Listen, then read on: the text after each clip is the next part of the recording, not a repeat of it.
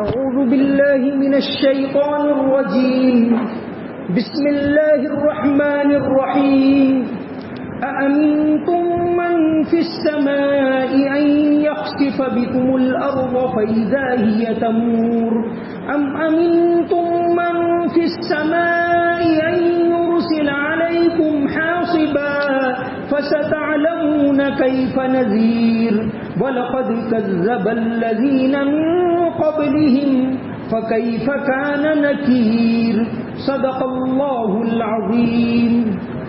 کیا تم آسمان والے کی اس بات سے بے خوف ہو بیٹھے ہو کہ وہ تمہیں زمین میں دھنسا دے تو وہ یکایک لرزنے لگے، یا کیا تم آسمان والے کی اس بات سے بے خوف ہو بیٹھے ہو کہ وہ تم پر پتھروں کی بارش برسا دے؟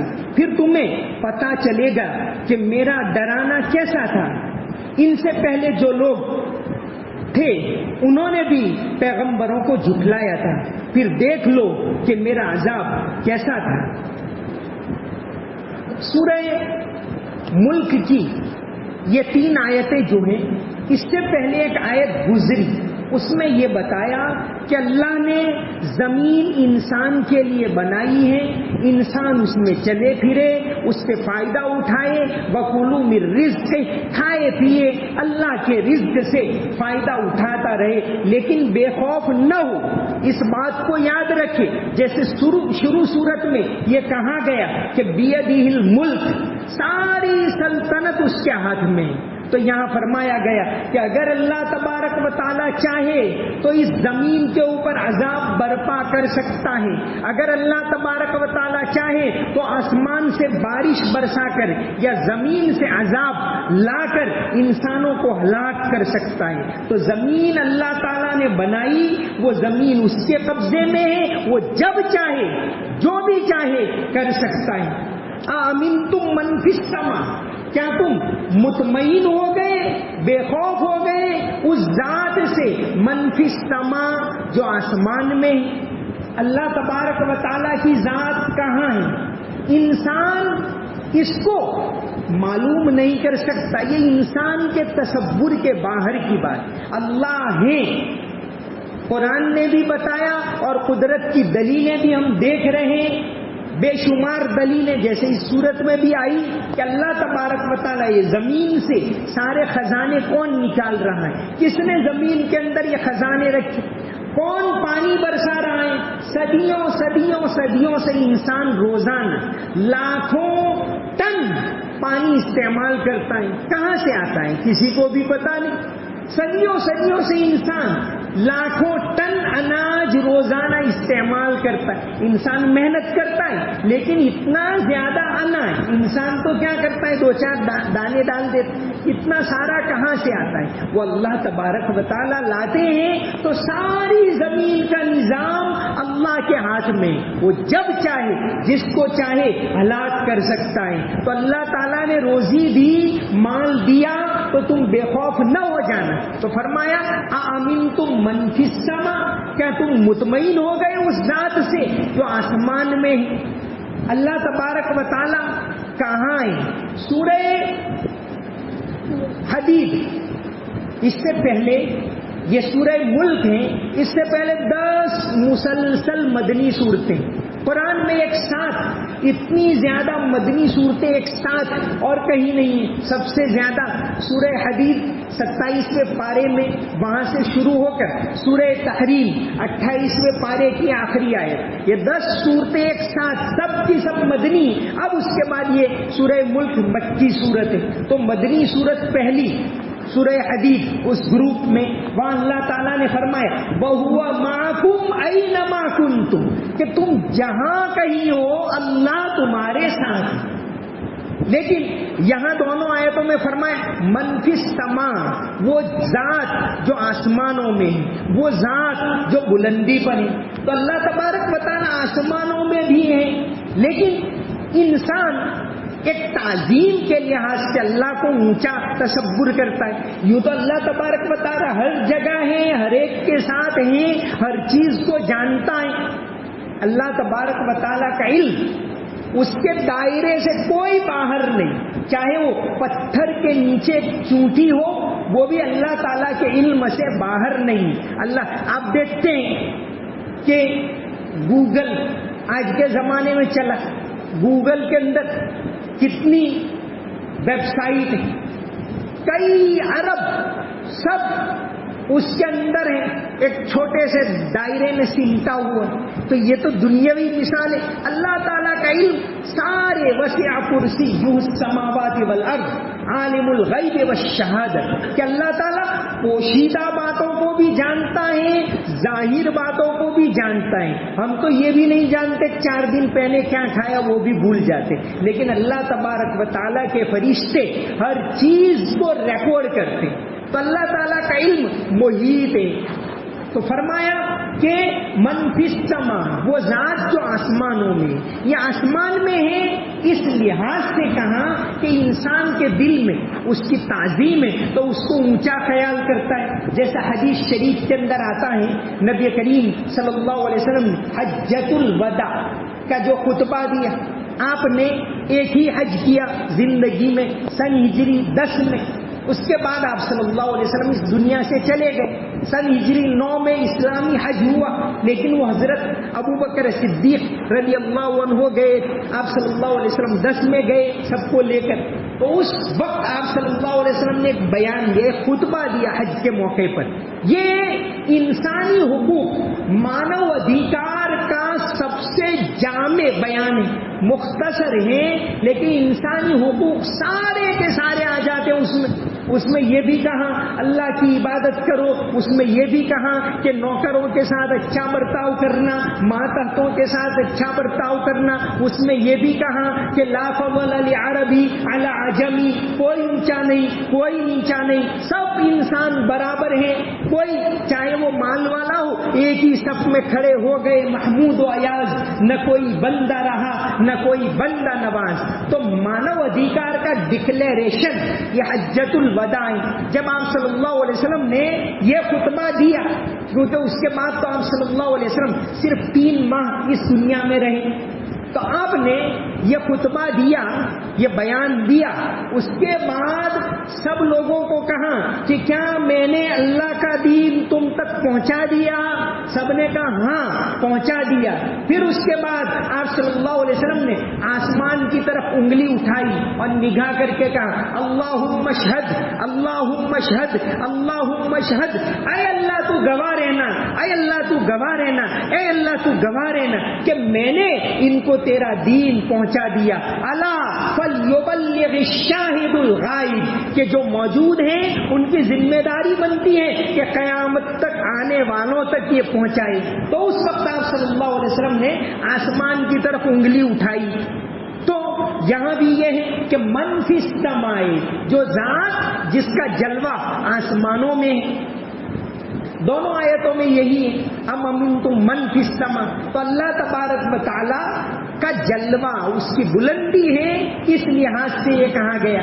اسی طرح حدیث شریف کے اندر یہ بات بھی آتی ہے، عمارہ ابن رویبہ رضی اللہ عنہ سے حدیث مروی، مسلم شریف میں بھی ہے، ابو داؤد میں بھی ہے، کہ ایک مرتبہ بشر ابن مروان جو مدینہ کا گورنر تھا، وہ خطبہ دے رہا تھا، اور دوسرے خطبے میں ایک بات سنت ہے، عرب لوگ آج بھی اس پر عمل کرتے ہیں، دعا کرتے ہیں اللہ سے۔ تو جب بشر ابن مروان نے دعا کی تو دونوں ہاتھ اٹھائے دوسرے خطبے میں۔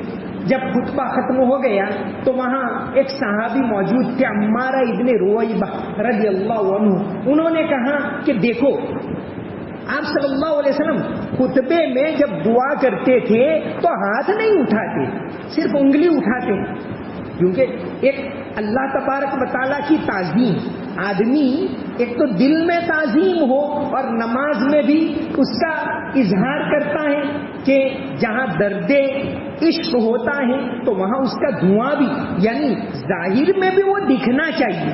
تو آپ بشر ابن مروان سے کہا کہ نبی کریم صلی اللہ علیہ وسلم جب دوسرے خطبے میں دعا کرتے تھے تو آپ دونوں ہاتھ نہیں اٹھاتے تھے، صرف انگلی اٹھاتے۔ جیسے تحتاوی شریف کے اندر یہ بات لکھی ہے کہ آدمی جب وضو کر کے فارغ ہو جائے تو مستحب ہے کہ وہ کلمہ شہادت پڑھے اور اس کے وقت آسمان کی طرف انگلی اٹھائے. انگلی اٹھانا مستحب ہے. تو یہ ایک تو دل میں توحید ہے اور ایک اس کا اظہار کرنا اپنے عمل کے ذریعے, جیسے نماز میں بھی انگلی اونچی کر کے اشہد ان لا الہ الا اللہ اظہار کرتے ہیں. تو یہاں یہ بات ہے کہ آمنتم من فی السماء, کیا تم مطمئن ہو گئے, بے خوف ہو گئے اس ذات سے جس کا جلوہ آسمانوں میں. ایک اور بات آتی ہے حدیث شریف کے اندر, حضرت ابو ہریرہ رضی اللہ عنہ سے مروی ہے, ابو داؤد شریف کی حدیث ہے کہ ایک آدمی کو مومن باندھی آزاد کرنی تھی, لیکن وہ مومن ہو وہ تو ان کی ایک باندھی تھی, وہ بالکل ان پڑھ تھی,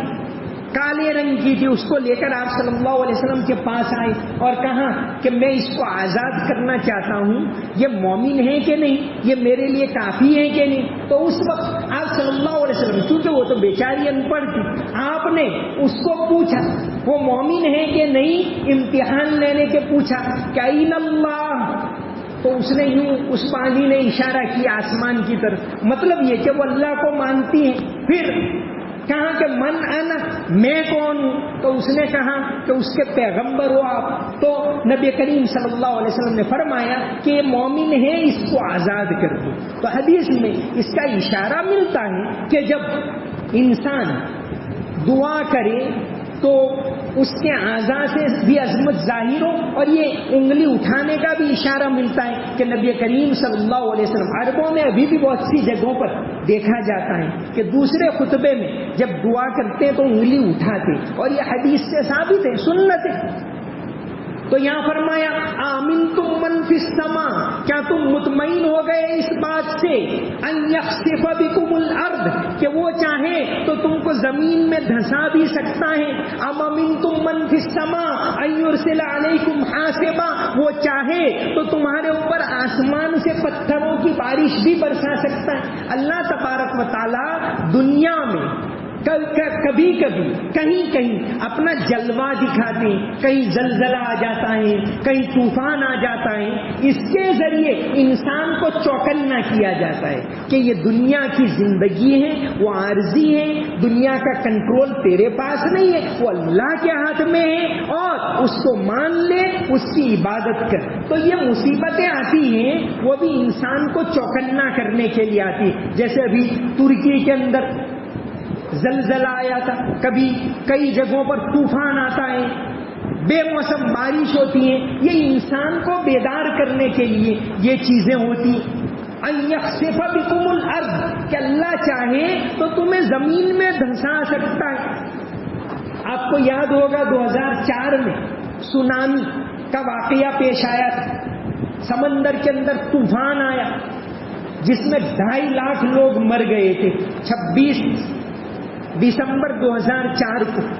اس میں ایک جزیرہ تھا انڈونیشیا کا, بانڈا آچی, 1.5 لاکھ کی آبادی. 2004 میں بالکل ہمارے زمانے کی بات ہے کہ سونامی آیا, پورا کا پورا زلزلہ, پورا کا پورا جزیرہ ختم, وہ ٹاپو رہا ہی نہیں. 1.5 لاکھ لوگ آنن فانن کہاں چلے گئے کسی کو پتہ ہی نہیں چلا. تو اللہ تبارک و تعالی سلطنت اس کے ہاتھ میں ہے, کائنات اس کے ہاتھ میں ہے. انسان کو اس دنیا کے اندر امتحان کے لیے بھیجا. تو پہلی آیت کے اندر تو یہ فرمایا کہ اللہ نے نعمتیں دی ہیں, اللہ نے زمین میں راستے بنائے, سفر کرو, روزی حاصل کرو, کماؤ, اور اللہ تعالیٰ کے رزق سے فائدہ اٹھاؤ. لیکن ساتھ ہی ساتھ فرمایا کہ دیکھو اللہ سے ڈرتے رہنا, اللہ کی نعمتوں سے فائدہ اٹھاتے ہو, اور ضرور اٹھانا چاہیے. اللہ نے دنیا میں نعمتیں رکھی ہیں, وہ ہمارے لیے رکھی, اس سے فائدہ اٹھائے, اس میں کوئی حرج نہیں. لیکن فرمایا کہ اس فائدہ اٹھانے کے ساتھ نیڈر مت بن جانا, باغی مت بن جانا. آج دنیا کے اندر یہی ماحول ہے. دنیا کے اندر بغاوت کتنی زیادہ عام ہے, بے حیائی بالکل عام ہے.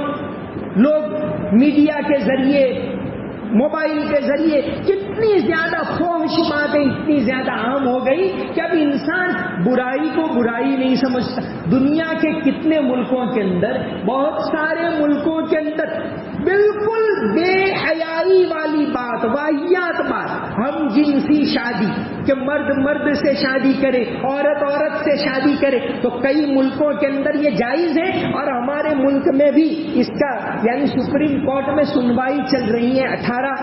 اسی مہینے میں 18 اپریل کو اس کا فیصلہ آنے والا ہے. جمعیت علماء نے بھی اس میں دخل دیا کہ یہ نیچر کے خلاف ہے، فطرت کے خلاف ہے، یہ بالکل بے حیائی کی بات ہے. تو جب اس طرح کی بے حیائی دنیا کے اندر ہونے لگے تو اللہ تبارک و تعالیٰ پکڑ کرتے ہیں. اللہ تعالیٰ کی طرف سے کہیں طوفان آتا ہے، کہیں زلزلہ آتا ہے، کہیں بارشیں ہوتی ہیں، کہیں زمین کا دھس جانا اور پہاڑوں کا گرنا، یہ چیزیں ہوتی ہیں تاکہ اس کے ذریعے انسان کو چوکن نہ کرے، انسان کو کھٹکھٹائے کہ اے انسان، ایک اللہ کی عبادت کرنا، اللہ کو مت بھولنا، اس بات کو جاننا کہ تو دنیا میں عارضی طور پر ہے، 60 70 80 90 سال کی زندگی ہے، آخر اس دنیا سے جانا ہے اور اللہ کو اپنی زندگی کا حساب دینا ہے. اس بات کو مت بھولنا کہ اللہ نے فرمایا کہ